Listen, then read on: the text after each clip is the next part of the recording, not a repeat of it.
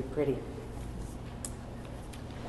It wasn't that long ago that I noticed that the print in the newspaper was getting smaller.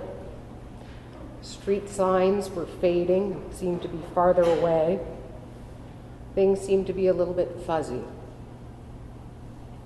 The world I had known had changed and shifted in some way, and it was becoming a little bit more challenging to live in. And then I started wearing my glasses, which ironically I'm not wearing today because I managed to hurt them in the last week. But I could see again at that time. Street signs were not fading, and the gap between me and what I thought I knew was closing just ever so slightly. The conspiracy to confuse me was coming to an end. And as I read this passage, I wonder if this in some way reflects the experience of the two on the road to Emmaus. As they traveled, they were talking about recent events, the death of Jesus and the empty tomb. I imagine they were trying to understand not only why the tomb was empty, but how Jesus, this great teacher, who for the most part walked the earth gently and compassionately, had been killed. Perhaps they talked about how it was true that Jesus did some things that were frowned on, like hanging out with those in the margins or healing the sick on Sunday. And yes, he was a little radical, but really to crucify him was an extreme reaction. And maybe their conversation went a little like that. But while the two were having this discussion, Jesus appears and walks with them. But he was a stranger to them. They did not see who he was, and we are not told where he came from. It would make sense that the two were walking slowly and Jesus caught up to them. But what if Jesus was there all along?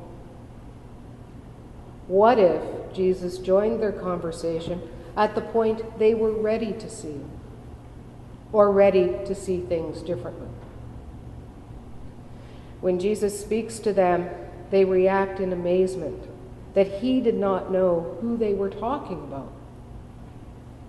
Given their love for Jesus, we might even imagine they were angry. Part of their reaction was based in what they knew. Jesus was dead and his body missing.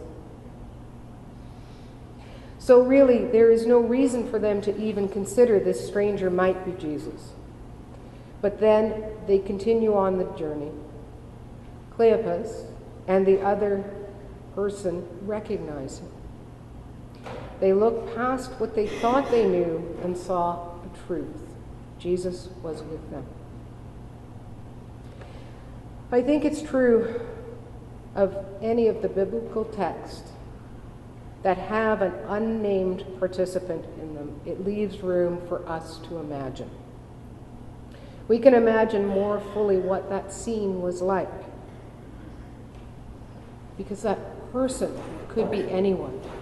It could, in fact, be someone that we can relate to.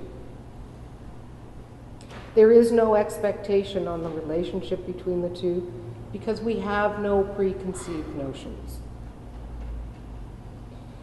This leaves a doorway open for us to imagine how we might experience that walk to Emmaus.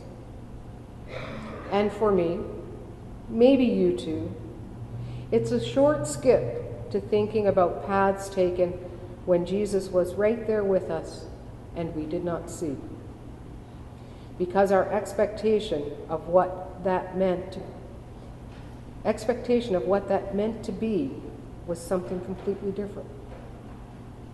This is our journey, walking with the stranger and seeing the stranger for who they are. And so we travel on.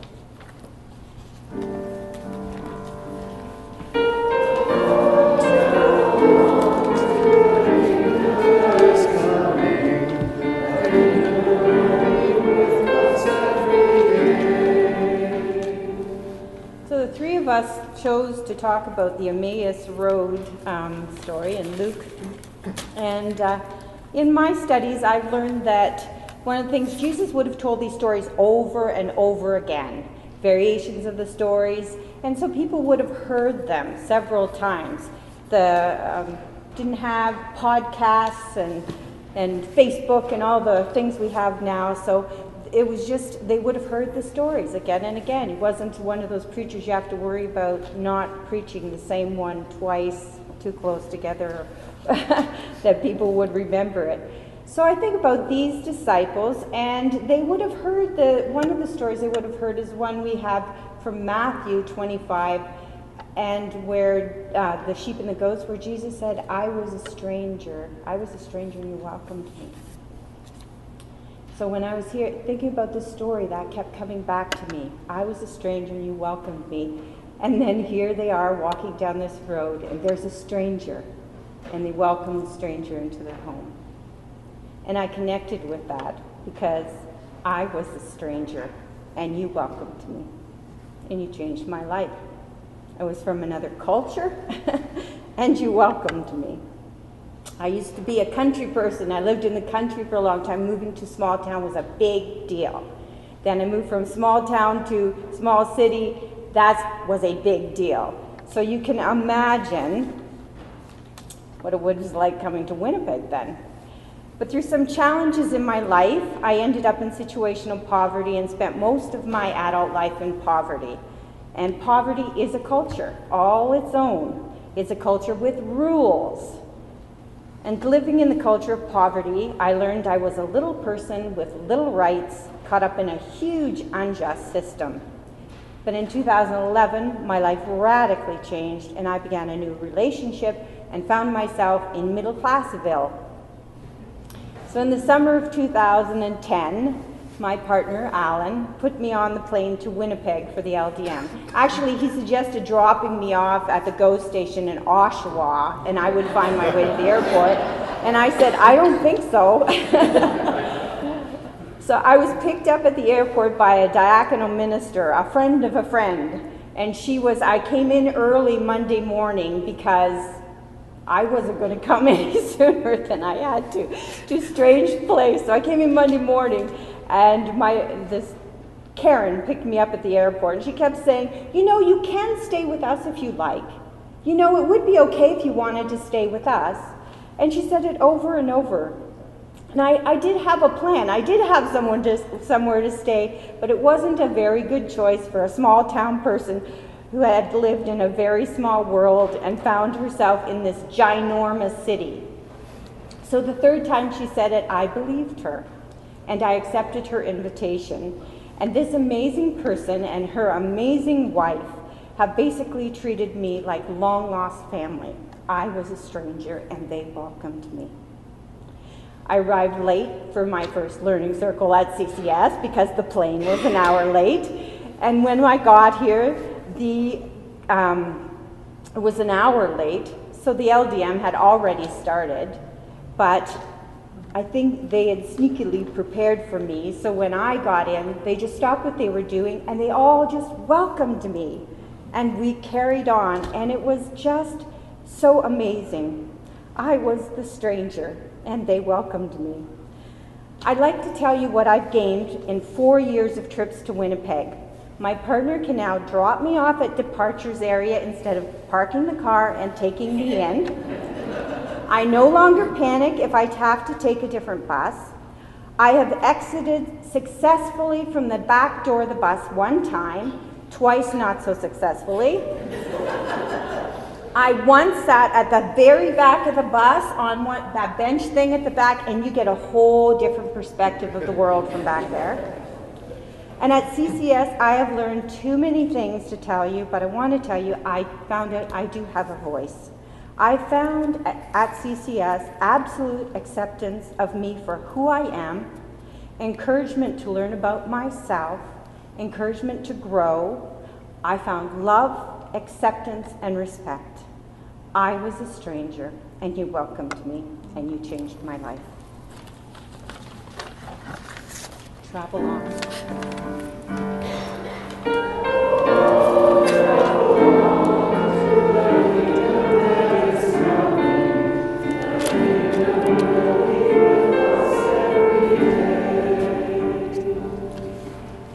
So here we are, 3 brand new graduates from the Center for Christian Studies.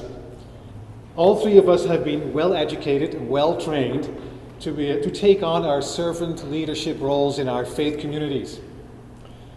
We worked hard, we studied hard, we often laughed, and we sometimes cried.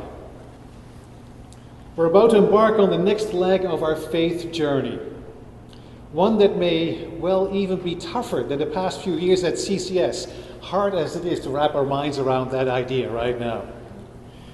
And if you were to ask any of us, can you do this? The answer you are bound to get is, of course not. Are you kidding? Not even, well, 2 weeks ago, I was on my way to lead the Easter sunrise service at the congregation I serve in Pine Grove, and I remember as I got out of the car, looking up to this grey March sky.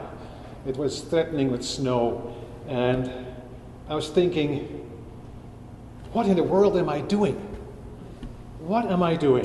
I don't believe a word of this Jesus stuff.